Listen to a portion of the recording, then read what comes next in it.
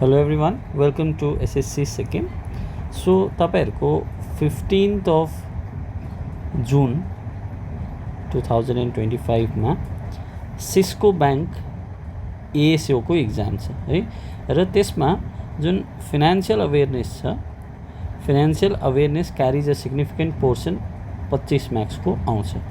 Okay, so in this video will discuss questions related to that विशेष गरेर Cisco bank को हामी पढ्नेछौँ। Cisco bank को बारेमा हामी 10 वटा एमसीक्यू पढ्नेछौँ र त्यहाँबाट एडिशनल एमसीक्यूज पनि छ। Okay, so this video is going to be all about that. So without further ado let's begin with this session. First question, what is the main sector Cisco Bank focuses on for financial support? Okay, Sikkim को जुन Cisco bank छ कुन चाहिँ सेक्टरमा main focus गर्छ। अब यसको तपाईको जुन आन्सर हुन्छ it will depend on the full form of this SISCO. SISCO को फुल फर्म पहिला हेरौँ के हो। Sikkim state cooperative bank. Okay, so Sikkim state cooperative bank भनेपछि यो एउटा कोअपरेटिभ बैंक हो। अब कोअपरेटिभ बैंक भइसकेपछि यसले डेफिनेटली अब रियल इस्टेटलाई त यसले सपोर्ट गर्ने कुरा आएन, रिटेल मार्केट पनि होइन, एजुकेसन पनि होइन। यसले बेसिकली कोअपरेटिभ भइसकेपछि एग्रिकल्चर अनि रुरल सेक्टरको डेभलपमेन्टको लागि यो सिस्को बैंकले काम गर्छ। So this is the first and simple question. Okay, so agriculture and rural sector. So Cisco Bank places special emphasis on financing agriculture and the rural sector, aligning with its mission to support inclusive growth of Sikkim. Okay, so this was simple. Next, okay, Cisco को full form के हो अहिले भर्खर मैले भने Sikkim state cooperative bank. Okay, so Cisco को full form के हो Sikkim state cooperative bank. So it's an acronym, it's the abbreviation for Sikkim State Cooperative Bank and it is the only cooperative bank in Sikkim. So तपाईले suppose exam मा trick question आयो रे, which one of the following is the other cooperative bank apart from Cisco in Sikkim भन्यो भने चाहिँ answer तपाईले none of the above लाउनु पर्ने हुन्छ because the only cooperative bank in Sikkim is Cisco. Okay, so यो तपाईले याद राख्नुस्। अब यसमा तपाईले यो बुझ्नुस् कि कोअपरेटिभ बैंक भनेको के हो। Cooperative bank. अब ब्याकग्राउन्डमा म यो नाइटको टाइममा भिडियो रेकर्ड गर्दैछु, अलिअलि डग बार्किङ तपाईँले सुन्नुहुन्छ होला, प्लिज कोअपरेट।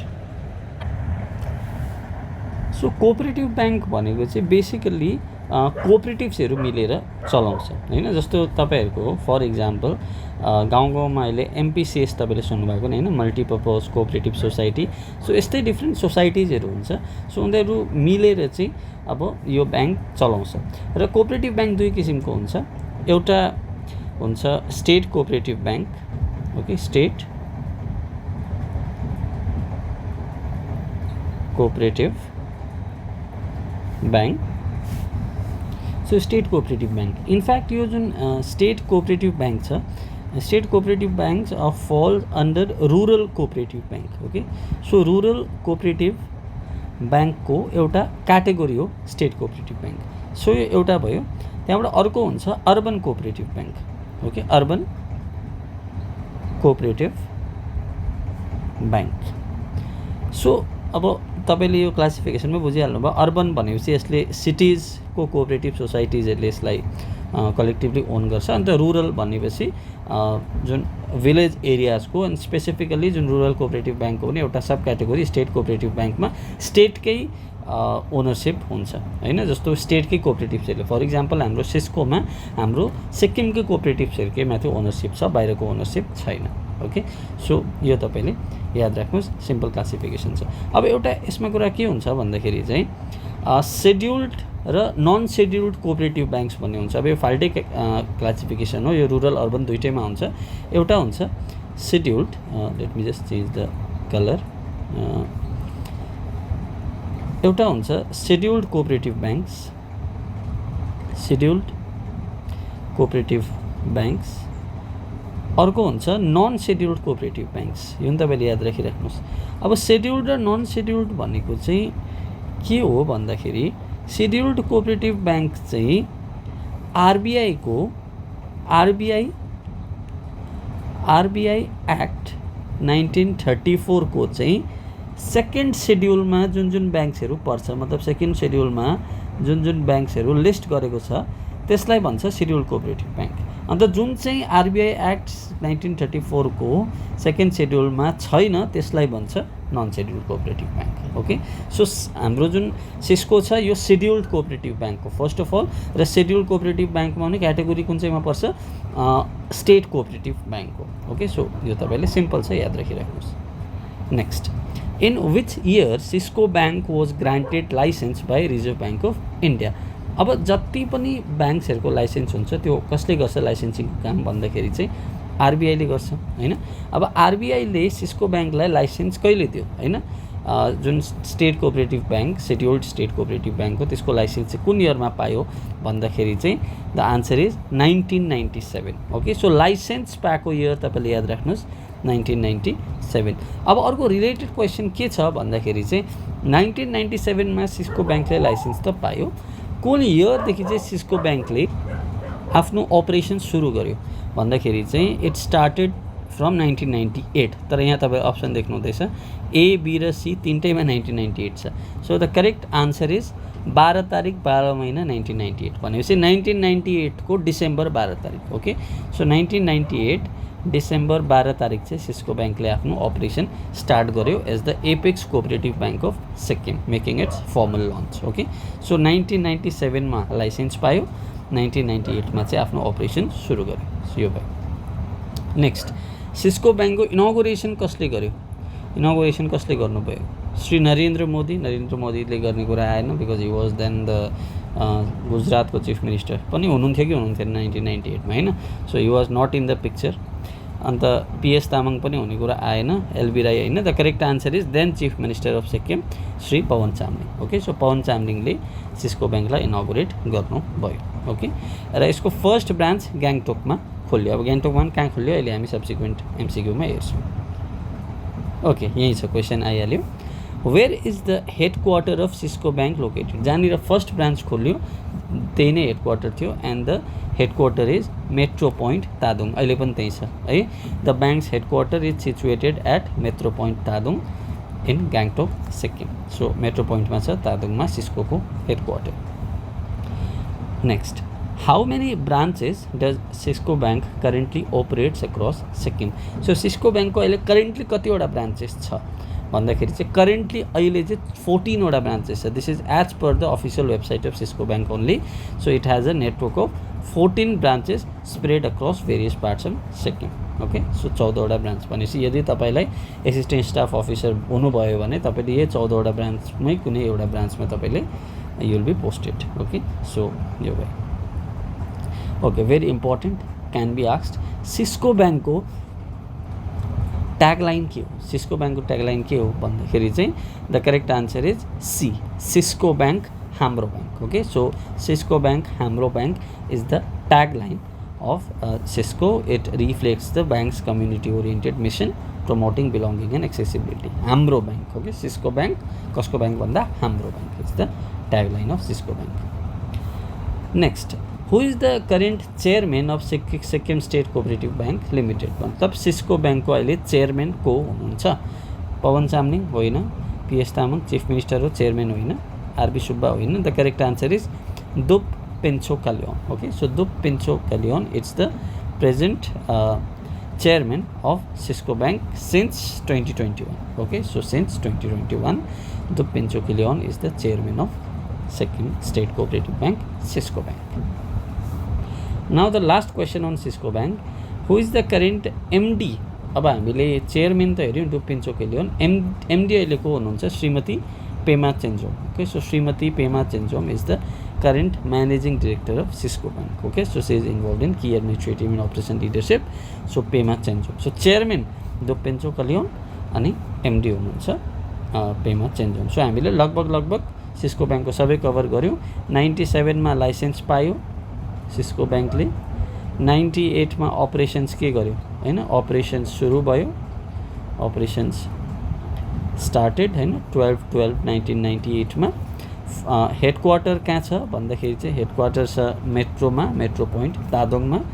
अन्त चेयरम्यान को हुनुहुन्छ सिस्को ब्याङ्कको भन्दाखेरि चाहिँ दोपेन्सो गलियोन, अन्त एमडी को हुनुहुन्छ भन्दाखेरि चाहिँ श्रीमती Pema Chencho. Okay, Shrimati Pema Chencho. So this was all about SISCO bank. अब यहाँबाट उता यदि तपाईँको टाइम छ भने हेर्नु सक्नुहुन्छ, नभए तपाईँले फाइनेन्सियल अवेरनेसको क्लासेसहरू हाम्रो बस्नु भएको थियो भने त्यसमा कभर पनि भएको छ। But then will see some additional MCQs also. So additional MCQs, first, which was the first bank to be established in India? इन्डियामा इस्टाब्लिस हुने फर्स्ट ब्याङ्क कुन चाहिँ हो? अब हामी फाइनेन्सियल अवेरनेसपट्टि बस्दैछौँ। यो टपिक हो history of banking. Okay, history of banking.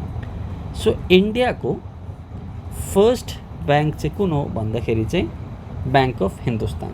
Okay, bank of Hindustan is the first bank in India, established in 1770 in Calcutta. So क्यालकाटामा स्टार्ट भएको, it is regarded as the first bank in India. So यो तपाईँले याद राख्नुहोस्। So अब यहाँ एक दुईवटा अलिकति हिस्ट्री हेरिहालौँ। यदि तपाईँले क्लास बस्नु भएको छ अथवा युट्युबमा पनि एभाइलेबल थियो ब्याङ्किङको फर्स्ट क्लास, त्यो हेर्नु भएको छ भने अब अलिकति स्किप गर्दा हुन्छ तपाईँले यो पार्टलाई, नेक्स्ट क्वेसनमा जान सक्नुहुन्छ। र पनि अब 1770 मा के भयो भन्दाखेरि चाहिँ ब्याङ्क अफ हिन्दुस्तान स्टार्ट गर्यो। अनि ब्याङ्क अफ हिन्दुस्तानले चाहिँ 1832 सम्ममा चाहिँ काम गर्यो। यो पनि तपाईँले याद राख्नुहोस्। 1832 मा this bank of Hindustan ceased its operation. Okay, ceased its operation.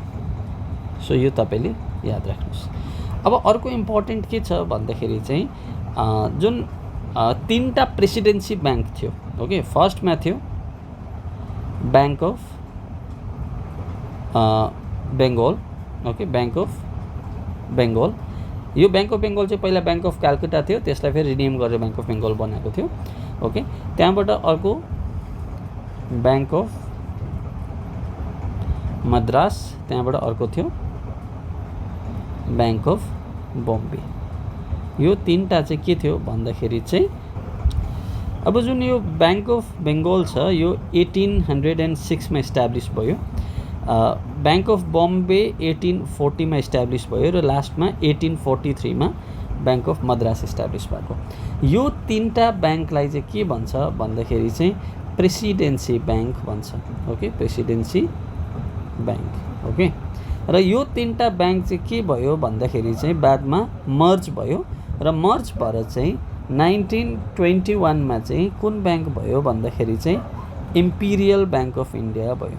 Okay, Imperial bank of India यो भयो 1921 मा। र इम्पिरियल ब्याङ्क अफ इन्डिया चाहिँ बादमा आएर 1955 मा चाहिँ यो ब्याङ्कलाई चाहिँ के गर्यो भन्दाखेरि चाहिँ नेसनलाइज गर्यो। ओके, नेसनलाइज गर्यो। नेसनलाइज गरेर चाहिँ अहिले हामीले जानेको bank that is SBI, that is state bank of India form भएको। ओके, सो यो तपाईँले याद राख्नुहोस्। भनेपछि एसबिआई कहिले फर्म भएको भनेर सोध्यो भने 1955 मा फर्म भएको। कहाँबाट फर्म भयो?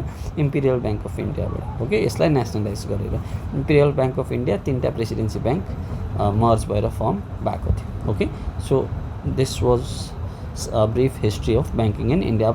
यो जुन अहिले एसबिआई छ, let me just erase this. अब यो जुन एसबिआई छ, एसबिआई चाहिँ अहिले के हो भन्दाखेरि चाहिँ लार्जेस्ट पब्लिक सेक्टर ब्याङ्क हो। Okay, largest PSP. अहिले टोटल इन्डियामा पब्लिक सेक्टर ब्याङ्क कतिवटा छ? पब्लिक सेक्टर भनेको चाहिँ पब्लिक सेक्टर ब्याङ्क भनेको जसमा गभर्मेन्टको ओनरसिप 50% भन्दा बेसी हुन्छ, त्यस्तोलाई पब्लिक सेक्टर ब्याङ्क भन्छ। एक किसिमले तपाईँले गभर्मेन्ट ब्याङ्क बुझ्दा पनि भयो। Okay, so SBI plus 11 other bank छ। Okay, 11 other banks. So total 12वटा पब्लिक सेक्टर ब्याङ्क छ अहिले इन्डियामा। सो यो तपाईँले याद राख्नुहोस्। ओके, 12वटा public sector bank. So this is the brief history of banking. Let's go to next question. Which of the following is an example of development bank in India? Development bank कुन चाहिँ हो? यो त हामीले अहिले public sector bank हेऱ्यौँ होइन, SBI plus अब अरू पब्लिक सेक्टर ब्याङ्क जस्तो कि Canara bank, Punjab national bank, यिनीहरू सबै पब्लिक सेक्टर ब्याङ्क हो होइन, these all are PSBs. Axis bank, HDFC bank, these are private sector bank. अब अर्को यो के हो? प्राइभेट। अब अर्को के हुन्छ? डेभलपमेन्ट ब्याङ्क्सहरू भन्ने हुन्छ which are built for specific development purposes. अब यो चारवटामा कुन चाहिँ डेभलपमेन्ट ब्याङ्क हो भन्दैछ। एसबिआई होइन, अहिले भर्खर हामीले डिस्कस गऱ्यौँ पब्लिक सेक्टर ब्याङ्क हो। एचडिएफसी ब्याङ्क होइन, प्राइभेट सेक्टर ब्याङ्क हो। आइसिआइसिआई ब्याङ्क पनि होइन, प्राइभेट सेक्टर ब्याङ्क हो। नाबार्ड चाहिँ के हो, डेभलपमेन्ट ब्याङ्क हो। अब नाबार्डको फुल फर्म के हो, नेसनल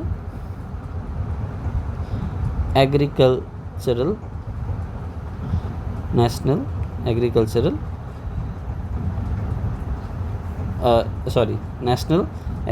होइन, नेसनल ब्याङ्क होइन, NA for national bank for agricultural and rural development. Okay, agriculture and rural development. So it is basically dedicated for development. It's basically dedicated for agriculture development. Okay, so यो नाबार्ड यो कहिले सुरु भयो यो पनि याद राख्नुहोस्। This was established in 1982. Okay, so establishment year नाबार्डको याद राख्नुहोस् 1982 डेभलपमेन्टल ब्याङ्क हो। ओके, एन्ड यसको एउटा यो कुरा याद राखिराख्नुहोस्, कमिटिजहरू छ। यो नाबार्ड चाहिँ एउटा बी शिवरमन कमिटी भन्ने छ, बी शिवरमन कमिटी। यो कमिटीको हेल्पद्वारा यो बनिएको ब्याङ्क हो। ओके, मतलब यो कमिटीको रेकमेन्डेसन्सले चाहिँ यो नाबार्ड बनिएको थियो। ओके, सो यो तपाईँले याद राख्नुहोस्। अब यस्तै रिलेटेड अब यो एग्रिकल्चर डेभलपमेन्ट भयो, अब अरू पनि डेभलपमेन्ट ब्याङ्क हुन्छ, जस्तो एउटा सिडबी भन्ने हुन्छ, एसआइडिबिआई सिडबी।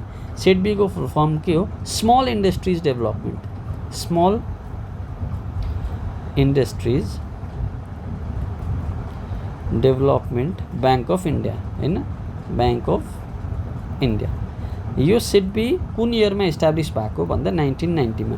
जस्तो नाबार्ड एग्रिकल्चरको लागि भयो, सिडबी के को लागि हो, स्मल इन्डस्ट्रिजको लागि, सानो सानो इन्डस्ट्रिजको लागि। ओके, सो यो पनि एउटा डेभलपमेन्ट ब्याङ्क हो। यसको हेडक्वार्टर लखनऊमा छ।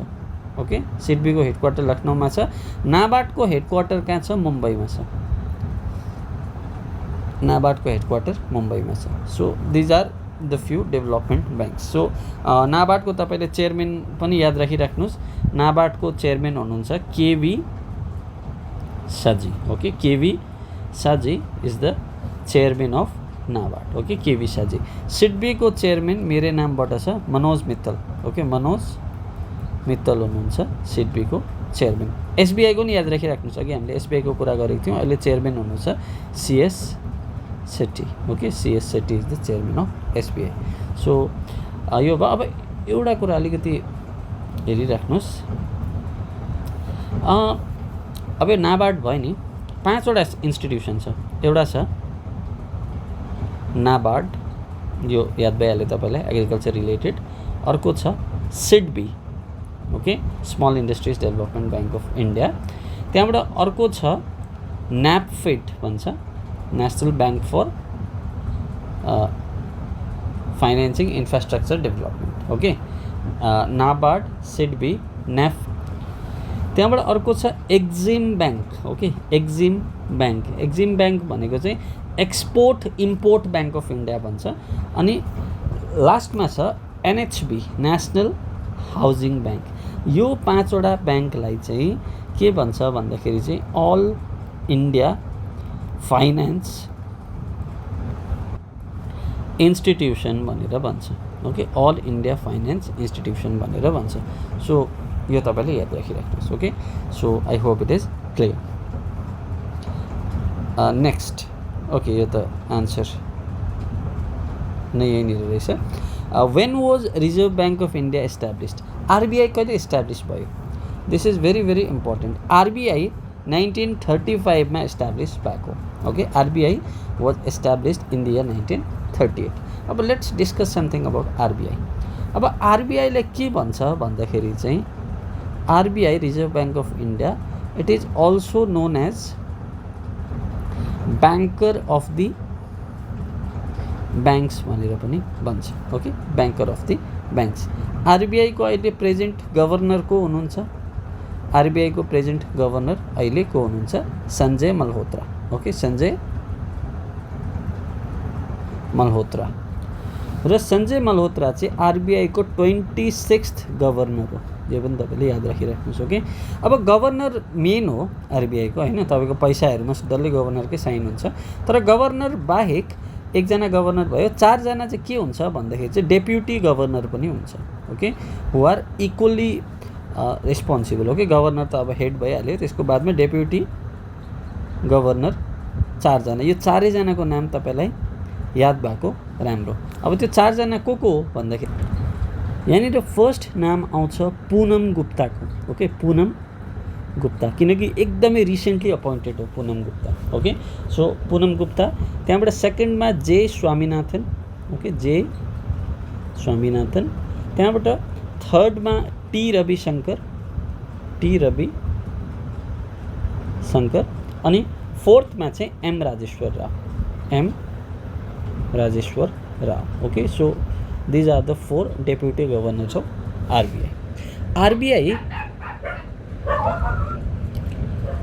अब आरबिआई जसरी अघि हामीले बी शिवरमन कमिटीले जुन नाबार्ड सेटअप गरेको थियो भनेर भनेको थियौँ नि होइन, अब त्यस्तै पाराले आरबिआई पनि सेटअप गर्नुको लागि एउटा कमिसन बसेको थियो। त्यसलाई कमिसन भनिन्छ, कमिटी भनिँदैन। त्यो कमिसनको नाम पनि तपाईँले याद राख्नुहोस्, हिल्टन यङ कमिसन भन्छ। Okay, Hilton young commission. र यसलाई के पनि भन्छ भन्दाखेरि चाहिँ रोयल कमिसन भनेर पनि भन्छ। ओके, रोयल कमिसन भनेर भन्छ। सो यो कमिसन 1926 को कमिसन हो र यो कमिसनद्वारा चाहिँ आरबिआई सेटअप भएको। अब आरबिआई कहिले सेटअप भएको भन्दाखेरि चाहिँ आरबिआई हामीले यहाँ हेऱ्यौँ 1935 मा सेटअप भएको। ओके, र 1935 मा सेटअप भयो। वेयरएज नेसनलाइज चाहिँ कहिले भयो यहाँ तपाईँले हेर्न सक्नुहुँदैछ, नेसनलाइज भयो 1949 मा। अब यहाँ दुईवटा कुरा हुन्छ, एसबिआई नेसनलाइज भयो 1955 मा। 1955 मा एसबिआई नेसनलाइज भयो इम्पिरियल ब्याङ्क अफ इन्डियादेखि। 1949 मा आरबिआई नेसनलाइज भयो। मतलब योभन्दा अगाडि यो प्राइभेटली ओन थियो आरबिआई। ओके, बादमा चाहिँ अब गभर्मेन्टले यसलाई लियो। अब यो जुन छ आरबिआई सेटअप भएको, आरबिआई एक्ट 1934 द्वारा सेटअप भएको, यो पनि तपाईँले याद राख्नुहोस्। Okay, RBI act 1934। Okay, so hope it is clear. So this was about RBI. अब एउटा तपाईँले याद राख्दा हुन्छ, आरबिआईको सब्सिडियरिज छ। Okay, there are 5 subsidiaries of RBI, यो तपाईँले याद राखिराख्नुहोस्। 5 सब्सिडियरिज आरबिआई को होल्ली ओन्ड सब्सिडियरी हो। ओके, 100% ओन्ड सब्सिडियरी छ। फर्स्ट इज डिआईसिजिसी, यो deposit insurance credit guarantee corporation. मतलब डिआई मात्रै याद राख्नुहोस् तपाईँले, सिजिसी भइहाल्छ। डिआई भनेको चाहिँ के हो, डिपोजिट इन्स्योरेन्ससँग रिलेटेड, डिपोजिट इन्स्योरेन्स। सो यसले चाहिँ के गर्छ भन्दाखेरि चाहिँ तपाईँले जुनै पनि ब्याङ्कमा, जुन सेड्युल्ड ब्याङ्क छ आरबिआई एक्टमा, ओके, आरबिआई एक्ट 1934 को सेकेन्ड सेड्युलमा जो पनि लिस्टेड छ, त्यो सेड्युल्ड ब्याङ्क्सहरूमा यदि तपाईँले पैसा डिपोजिट गर्नुहुँदैछ भने चाहिँ अप टु 5 लाख रुपिजसम्म तपाईँको इन्स्योर्ड हुन्छ। मतलब इनकेस केही कतक त्यो ब्याङ्क डुबिहाल्यो भने पनि 5 लाख रुपियाँसम्म चाहिँ तपाईँले यो डिआईसिजिसीले इन्स्योर गरेको हुन्छ। ओके, इभन सिस्को ब्याङ्क पनि सेड्युल्ड ब्याङ्क हो, सिस्को ब्याङ्कको डिपोजिट पनि इन्स्योर्ड हो। ओके, सो यो डिआईसिजिसी। अब अर्को छ BRBNMPL। अब यो चाहिँ के हो भन्दाखेरि चाहिँ भारतीय रिजर्भ ब्याङ्क, बीआरबी, नोट मुद्रण प्राइभेट लिमिटेड भनेपछि यो तपाईँले किवर्ड याद राख्नुहोस्, नोट मुद्रण। नोट मुद्रण भनेपछि के हो भन्दाखेरि चाहिँ printing of money. Okay, printing of money. इन्डियामा 4वटा प्रिन्टिङ प्रेसेस छ पैसा जुन छाप्ने, त्यो चाहिँ के हो भन्दाखेरि चाहिँ तपाईँले यसरी याद राख्नुहोस्, MSDN। Okay, MSDN। ओके, तपाईँले अब MS धोनी भनेर याद राख्दा पनि भयो। MS भनेको चाहिँ के हो, मैसोर एन्ड साइबोनी भन्छ, मैसोरो एन्ड सालबोनी। ओके, साइबोनी होइन, सालबोनी। त्यहाँबाट DN भनेको चाहिँ के हो भन्दाखेरि चाहिँ दिवास एन्ड नासिक। र यो मैसोर र सालबोनी जुन छ नि, यहाँ भएको प्रिन्टिङ प्रेसेस, मतलब जहाँनिर पैसा छापिन्छ, यो चाहिँ आरबिआईले ओन गर्छ। र आरबिआईले कुन चाहिँ सब्सिडियरीको थ्रु ओन गर्छ भन्दाखेरि चाहिँ यही BRBNMPL, भारतीय रिजर्भ ब्याङ्क नोट मुद्रण प्राइभेट लिमिटेड। अन्त दिवास र नासिक चाहिँ गभर्मेन्ट अफ इन्डियाले ओन गर्छ। ओके, सो यो तपाईँले याद राखिराख्नुहोस्, 4टा प्रिन्टिङ प्रेसेस छ। त्यहाँबाट थर्ड सब्सिडियरी कुन चाहिँ हो भन्दाखेरि चाहिँ इफ्टास भन्छ, IFTAS तपाईँले जस्ट याद राखिराख्नुहोस्, यसको फुल फर्म तपाईँले नेटमा हेर्न सक्नुहुन्छ। अब मेन दुईवटा चाहिँ माथिको दुईवटा चाहिँ मेन हो। ओके, त्यहाँबाट 4 is ReBIT, okay, reserve bank information and technology. इफ्टासको फुल फर्म के हो, Indian financial technology and allied services भन्छ। ओके, त्यहाँबाट 5 मा एकदमै recent RBIH, reserve bank innovation hub. Okay, so यो 5 वटा चाहिँ RBI को होली ओन्ड सब्सिडियरीज हो। Okay, so this was brief about RBI। Now let's go to next question. Okay, who is responsible for formulating monetary policy in India? अब monetary policy जुन छ को responsible भन्दाखेरि चाहिँ RBI नै हो। Okay, so RBI is responsible for formulating monetary policy in India. अब monetary पोलिसीले चाहिँ के गर्छ भन्दाखेरि चाहिँ जुन प्राइस स्टेबिलिटी छ, जुन मार्केटमा सर्भिसेसको गुड्सको प्राइस स्टेबल राख्नुमा हेल्प गर्छ, महँगाई कन्ट्रोल गर्नुमा, इकोनोमिक ग्रोथ, इकोनोमिक स्टेबिलिटीमा हेल्प गर्छ।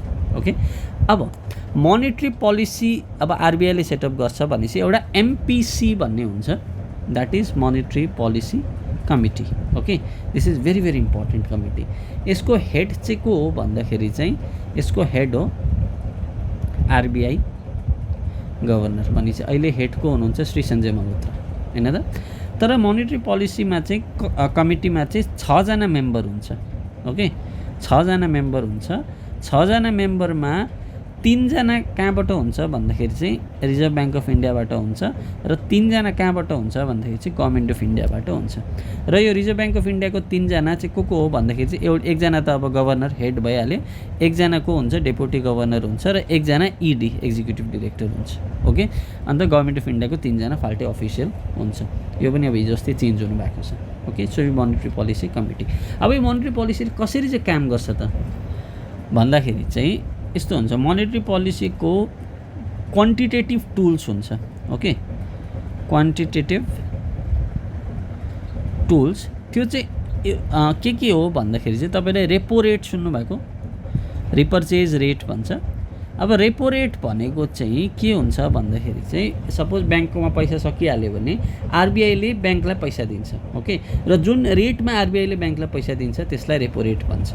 ओके, र रेपो रेट एउटा भयो, त्यहाँबाट अर्को छ अर्को CRR, क्यास रिजर्भ रेसियो भन्छ। यसको फुल फर्म पनि धेरैपल्ट सोधेको छ, क्यास रिजर्भ रेसियो। ब्याङ्ककोमा जति डिपोजिट्स आएको हुन्छ त्यो डिपोजिट्सको सर्टेन पर्सेन्टेज चाहिँ ब्याङ्कले RBIसँग राख्नुपर्ने हुन्छ र यो क्यास रिजर्भ रेसियो एउटा हो।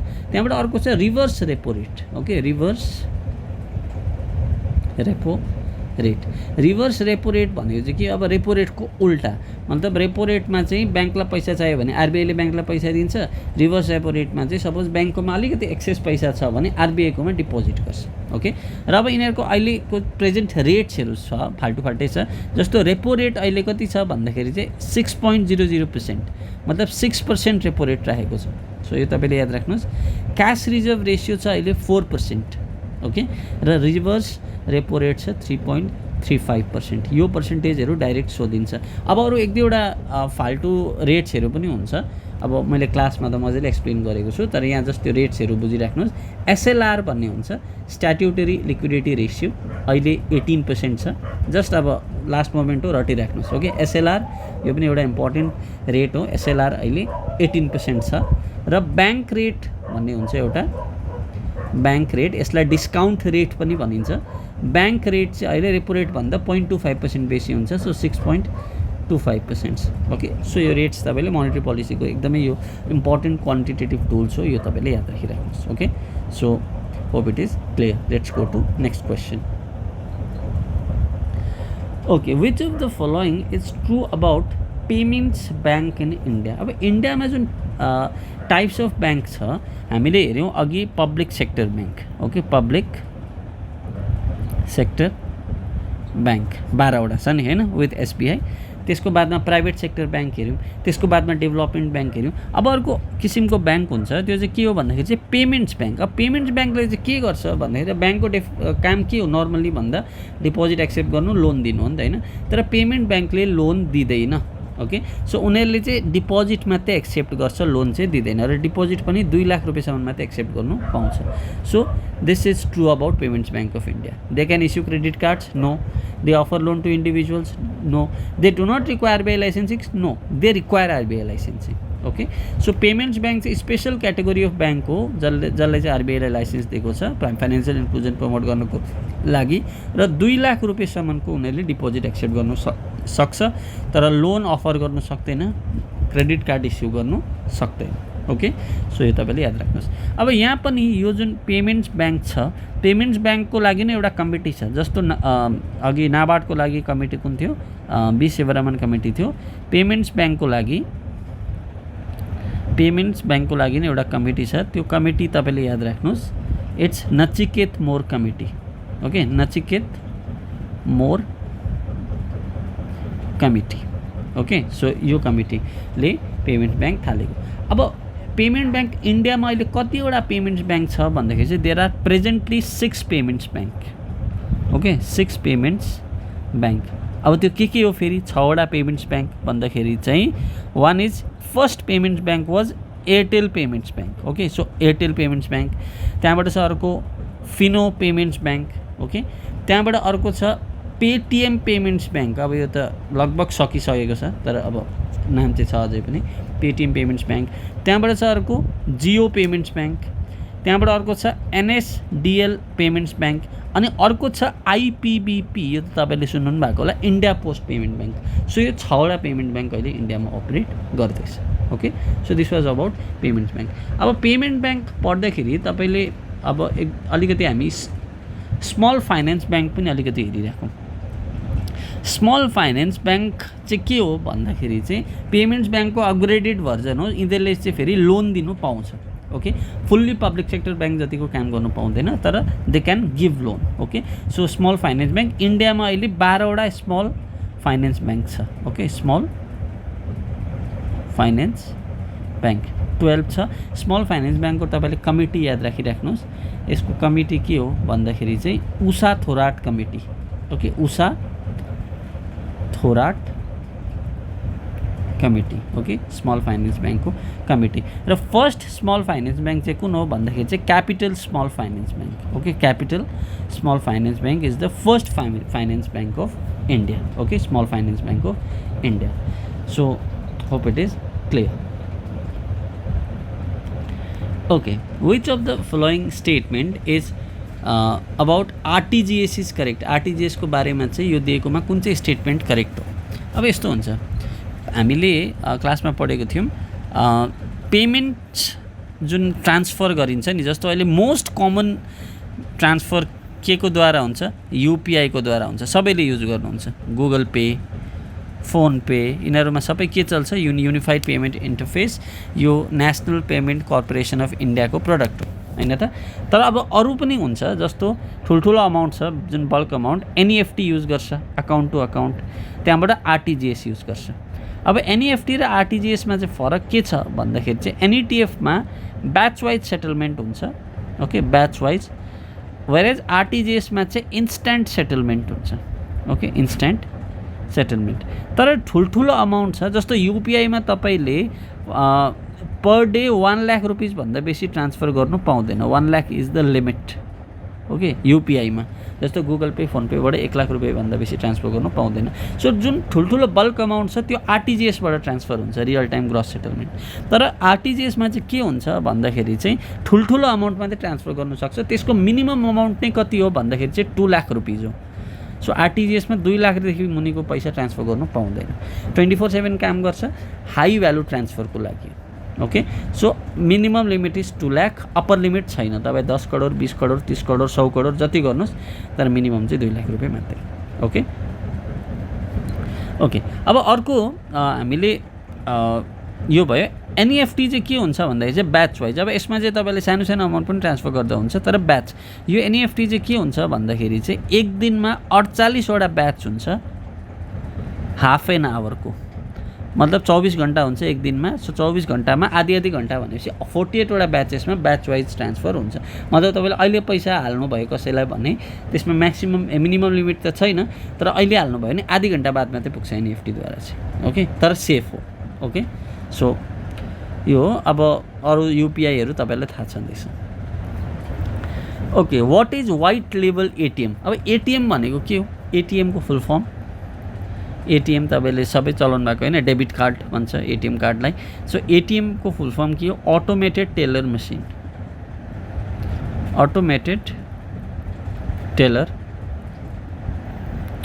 मसिन होइन एटीएम। एटीएम डिफ्रेन्ट टाइप्सको हुन्छ। ओके, अब हाम्रो जुन नर्मल एटिएम्सहरू छ त्यो त भइहाल्यो। अब एउटा एक किसिमको एटिएम हुन्छ वाइट लेबल एटिएम। त्यो वाइट लेबल एटिएम चाहिँ के हो भन्दाखेरि चाहिँ कुनै एउटा नन ब्याङ्किङ एन्टिटीले ओन अनि प्रमोट गर्छ, त्यसलाई वाइट लेबल एटिएम भन्छ। Okay, so white label ATMs are the ATM setup owned and operated by non banking companies and have received a license from RBI. Okay, so जस्तो एउटा डब्लुएलए को example के हो white label एटिएमको भन्दा Tata Indicash, Tata Indicash is the example of white label ATM. Okay, so यो simple थियो। अब अरू डिफ्रेन्ट टाइप्स अफ एटिएम हुन्छ, ब्राउन लेबल हुन्छ, रेड लेबल एटिएम, त्यहाँबाट रेड लेबल त हुँदैन, रेड लेबल त चिया हो, ब्राउन लेबल हुन्छ, वाइट लेबल हुन्छ, पिङ्क लेबल पनि हुन्छ, it's dedicated to women. Okay, women only ATM. So यस्तो खालको एटिएम्सहरू हुन्छ, तपाईँले टाइप्स अफ एटिएम अलिकति नेटमा हेरिराखेर जानुहोस्। Okay, next very important types of account. अब तपाईँलाई सेभिङ्स अकाउन्टहरू त याद छँदैछ होइन, सेभिङ्स भयो, एफडी भयो, आरडी भयो, यो त नर्मल टाइप्स अफ अकाउन्ट हो। अब यहाँ चाहिँ के हुन्छ भन्दाखेरि चाहिँ एउटा एक किसिमको अकाउन्ट छ जसलाई चाहिँ नस्त्रो अकाउन्ट भन्छ। नस्त्रो, नस्त्रो भनेको चाहिँ के हो? हाम्रो। ओके, अर्को वस्त्रो अकाउन्ट हुन्छ। वस्त्रो भनेको चाहिँ कसको भन्दाखेरि चाहिँ देयर्स, उनीहरूको भनेको। अब यसले चाहिँ के बुझ्छ? इक्जाम्पल, फर इक्जाम्पल दुईवटा ब्याङ्क छ, एउटा इन्डियामा एउटा अमेरिकामा। ओके, सो इन्डियाको ब्याङ्क छ लेट्स से एसबिआई, अमेरिकाको ब्याङ्क छ लेटेस्ट चाहिँ ब्याङ्क अफ अमेरिका, बिओए लेखिदिएँ मैले। अब एसबिआईको ब्याङ्कको पनि ब्याङ्कमा अकाउन्ट हुनसक्छ नि त होइन। अब एसबिआईको अकाउन्ट चाहिँ ब्याङ्क अफ अमेरिकामा छ भने एसबिआईको लागि त्यो अकाउन्ट नस्त्रो अकाउन्ट हुन्छ, किन हाम्रो अकाउन्ट चाहिँ त्यहाँ छ भनेको, our account with them. Okay, our account with them, so त्यो चाहिँ हो नस्त्रो अकाउन्ट। अब के हुन्छ भन्दाखेरि चाहिँ ब्याङ्क अफ अमेरिकामा एसबिआईको अकाउन्ट छ नि त। अब ब्याङ्क अफ अमेरिकाको लागि त त्यो अर्काको अकाउन्ट हो, डियर अकाउन्ट हो, भनेपछि ब्याङ्क अफ अमेरिकाको लागि सेम अकाउन्ट चाहिँ के हुन्छ? वस्त्रो अकाउन्ट हुन्छ। हेर्ने पर्सपेक्टिभमा त्यही हो। सेम अकाउन्ट इन्डियाको लागि नोस्त्रो, ब्याङ्क अफ अमेरिकाको लागि वस्त्रो। ओके, सो यो तपाईँले याद राख्नु। सो नोस्त्रो अकाउन्ट भनेको चाहिँ के हो भन्दाखेरि चाहिँ an account a bank hold in foreign country in foreign currency. Okay, so एसबिआईले ब्याङ्क अफ अमेरिकामा खोल्यो भने चाहिँ त्यो नोस्त्रो अकाउन्ट हो, तर त्यही अकाउन्ट चाहिँ ब्याङ्क अफ अमेरिकाको लागि चाहिँ के हो फेरि वस्त्रो अकाउन्ट। ओके, सो नोस्त्रो वस्त्रो यो तपाईँले याद गरिराख्नुहोस्। ओके, अब ट्यागलाइन्सहरू छ, जस्तो इन्डिया इन्टरनेसनल ब्याङ्क भनेर चाहिँ यो कसको ट्यागलाइन हो भन्दा ब्याङ्क अफ इन्डियाको ट्यागलाइन हो। Okay, bank of India. अब जस्तो एसबिआईको ट्यागलाइन के छ? एसबिआईको ट्यागलाइन के छ भन्दा the banker to every Indian होइन। सो यसरी ट्यागलाइन पनि सोध्न सक्छ, the banker to every Indian. अघि हामीले सिस्कोको के थियो? सिस्को ब्याङ्क हाम्रो ब्याङ्क भनेर थियो नि। सो यस्तै पाराले तपाईँले ट्यागलाइन्सहरू पनि हेरिराख्नुहोस्। जस्तो क्यानेरा ब्याङ्कको ट्यागलाइन के हो भन्दाखेरि चाहिँ together we can. Okay, together we can. So यसरी तपाईँको ट्यागलाइन्सहरूबाट पनि क्वेसन्सहरू आउँछ, ट्यागलाइन्सहरू हेरिराख्नुहोस्। Next, when is loan classified as non performing asset. अब कति बेला चाहिँ लोनलाई हामी नन पर्फर्मिङ एसेट भनेर भन्छौँ? जब principal or interest remains over due for 90 days. So तपाईँले जब पनि कुनै लोन लिनुहुन्छ, लोन लिएर तपाईँले के पे गर्नुहुन्छ? इएमआई। इएमआईको फुल फर्म के हो भन्दाखेरि चाहिँ equated monthly instalments. Okay, equated monthly instalments. अब यो इएमआई चाहिँ तपाईँले 3 मन्थसम्म पे गर्नु भएन भने चाहिँ ब्याङ्कले तपाईँलाई के कन्सिडर गर्नु थाल्छ? नन पर्फर्मिङ एसेट कन्सिडर गर्नु थाल्छ, एनपिए भन्छ, किनकि तपाईँ त्यो एसेट हो जसले पर्फर्म गरेको छैन होइन। अब लोन चाहिँ के हो? ब्याङ्कको लागि एसेट हो नि त होइन। अब लोनले पर्फर्म गरेन भने त्यो नन पर्फर्मिङ भयो, त्यही कारण त्यो के हुन्छ? NPA, non performing assets. So this were the few MCQs we discuss. तपाईँलाई अब यस्तै खालको एमसिक्युजहरू हेरेर जानु सक्नुहुन्छ। So I hope you are preparing well for the exam. Thank you so much for watching.